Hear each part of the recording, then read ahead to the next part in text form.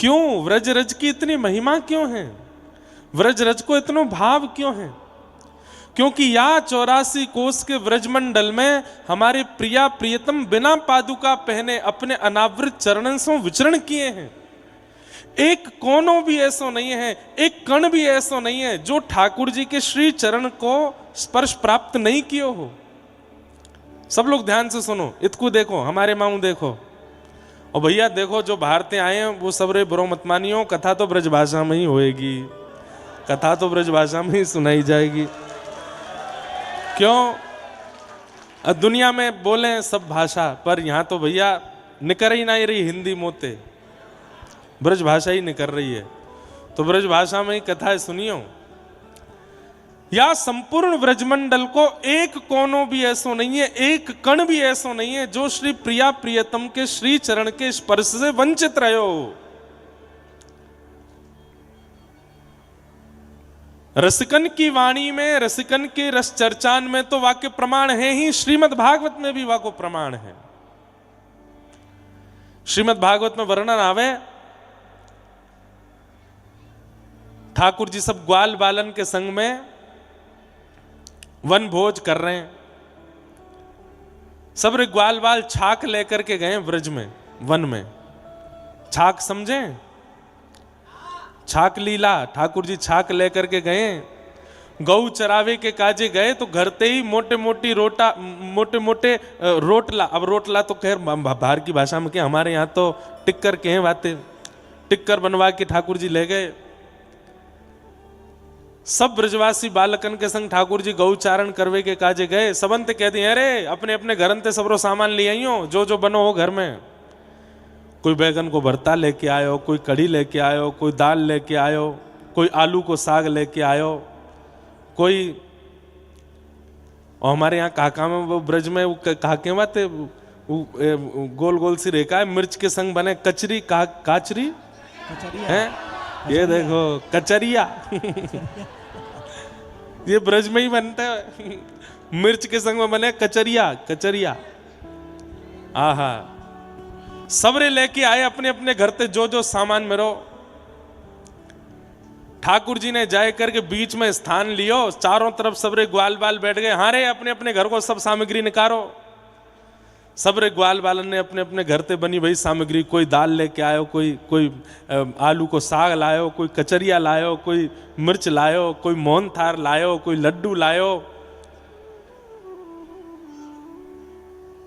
ऐसो भोग भी ठाकुर जी व्रज में ही लगा में। ये 56 भोग की परंपरा तो बहुत ज्यादा बाहर के लोगन को देख देख के हेन लगी कि महाराज लाइन ते डलिया सजाई जा रही हैं ठाकुर जी के आगे, चारों तरफ बढ़िया बढ़िया पकवान, बीच में ठाकुर जी। वास्तव में तो ठाकुर जी कैसे बैठे? बीच में ठाकुर जी, चारों तरफ ग्वाल बाल, और सबन की सामग्री को ठाकुर जी एक ही रोटी पे धर लें। यहाँ पे कढ़ी भी है, यहाँ पे चटनी भी है, यहाँ पे अचार भी है। विभ्रद वेणुम जठर पटयो श्रांग वेत्रे च कच्छे, वामे पाणे मृषण कवलम तत्फलम लांगुलेशु। श्री शुकाचार्य जी वर्णन करते हैं भागवत में, ठाकुर जी एक कांख में तो अपनी गैया बुरावे वाली श्रृंगी दवा में जाको स्वर निकाल के गैया दौड़ी दौड़ी चली आमे कि गौ धूली बेला है। जो अभी समय है, रो कितने बज रहे हैं? 5 बज रहे हैं। ये गौधूली बेला है। या समय ठाकुर जी व श्रृंगी को नाद करें और सबरी गैया जहां कहीं भी पर्वत पर, जंगल में जहां कहूं चल रही हो, सबरी दौड़ के ठाकुर जी के पास आ जाएं और फिर ठाकुर जी सब गैयान को लेके वापस नंद भवन जामे। तो ये गौधूली बेला है जहां में अभी हम बैठे। तो गैयान को बुरावी श्रृंगी को एक कांख में दमा में, वंशी को एक दूसरी कांख में दमा में, ऐसे बैठे हैं ठाकुर जी।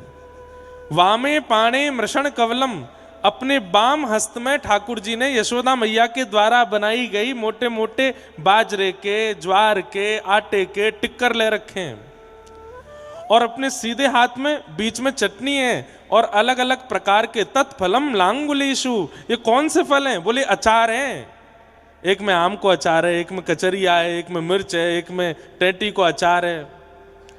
सबरे अचार ले रखे हैं और बीच में ठाकुर जी एक बार रोटी खामें, फिर एक अचार चाट लें और फिर अपने एक सकाते के, अरे काले क्या आयो? लाला मैं तो कड़ी पकौड़ी लाऊं, ला खवा। ठाकुर जी फिर वाके आते कड़ी खा लें। अरे तू खा ले क्या आयो? वो लाला बाजरी खिचड़ी है, बोले तू भी खवा। जो जो सामग्री सब लाए हैं सब ठाकुर जी को पवा में। आहा, वही समय ठाकुर जी ने देखी, अरे ये मधुमंगल कितकू गए हो?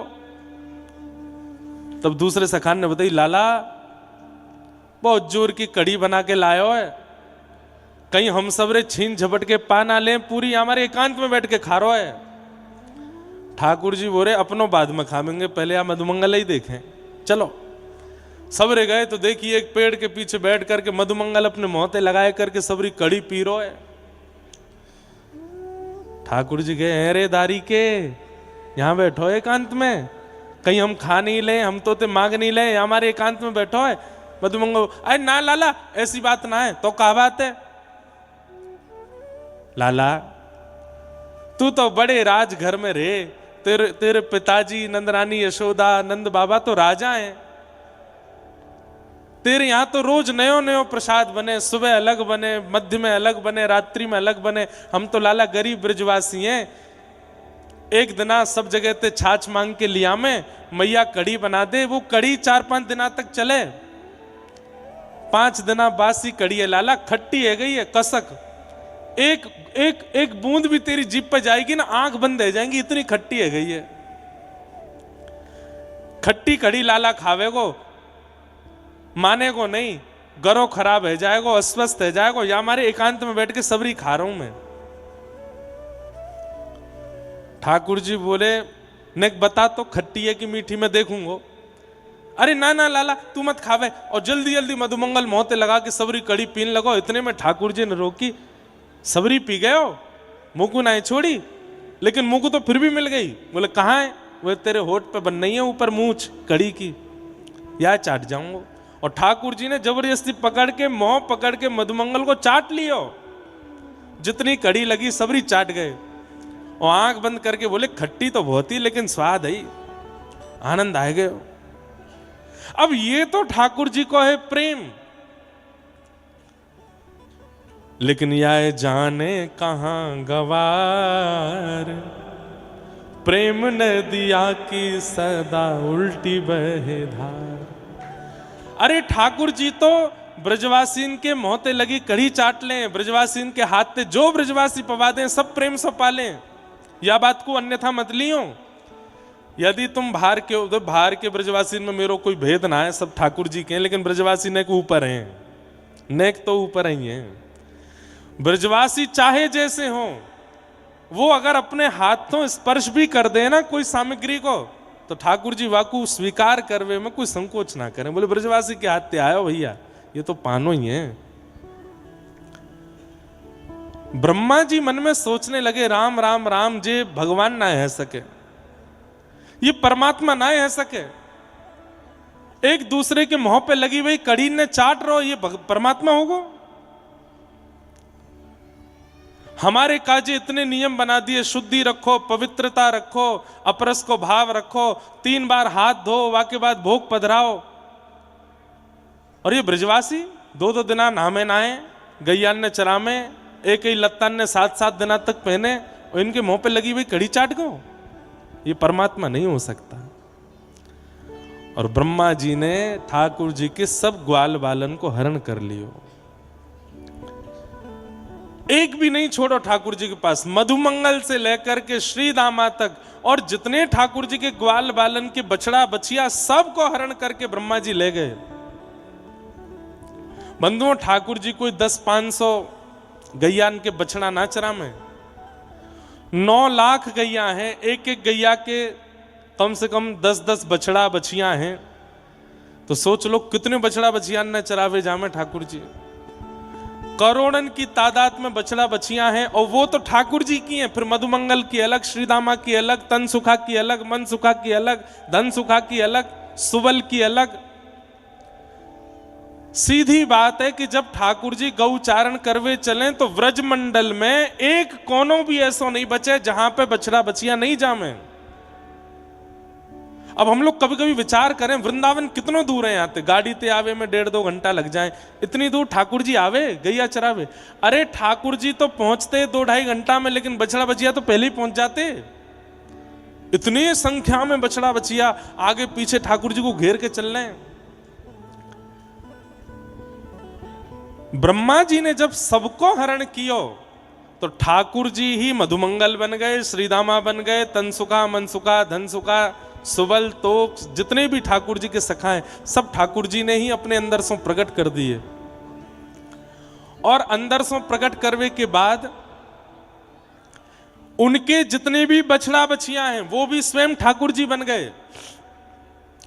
ये संपूर्ण लीला क्यों करी ठाकुर जी ने? ताकि व्रजमंडल को एक कोनों भी मेरे चरण के चिन्हन से वंचित नहीं रह जाए। अब लाखों करोड़ों की तादाद में बछड़ा बछिया भी ठाकुर जी बन गए, सखा भी ठाकुर जी बन गए। और जैसे ही ठाकुर जी निकले गौ चारण करवे तो संपूर्ण व्रजमंडल ठाकुर जी के चरणन सो शोभायमान है गयो।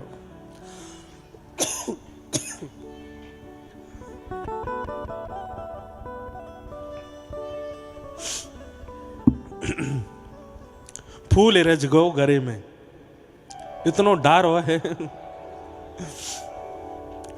फूल भैया या तो चरणन में चढ़ाए जाएं या ऊपर डारे जाएं। तो भोरी भारी ब्रजवासी मैया बोली जब तक मुंह में नहीं पड़ेगा तब तक काम नहीं चलेगा। दो या कि आंख नाक मुंह में दो। तो ब्रह्मा जी ने सबको हरण कियो और वह हरण को प्रभाव ऐसा भयो कि सब रूप ठाकुर जी ने धारण कर लिए। भैया ठाकुर जी बोले अब मैं घर जाके कहा जवाब दूंगा, मधुमंगल सीदामा सवन की मैया आमेंगी, लाला हमारे बालक कहाँ गए? यो थोड़ी कहूंगा ब्रह्मा हरण करके ले गए हो, ब्रह्मा से तो मेरी अलग लड़ाई है, वो मैं देख लूंगा। 1 वर्ष के लिए ठाकुर जी ही मधुमंगल बन गए, श्रीदामा बन गए, जितने सखा सब बन गए और उनकी गैया बछड़ा बछिया भी सब ठाकुर जी बन गए। और 1 वर्ष तक बछड़ा नहीं चल रहे हैं, बछिया नहीं चल रही हैं, 1 करोड़ ठाकुर जी ही व्रजमंडल में डोल रहे हैं और एक एक कोने की रज को अपने चरण चिन्हन से आच्छादित कर रहे हैं, पवित्र कर रहे हैं। और केवल चरण चिन्ह से पवित्र कर रहे नहीं।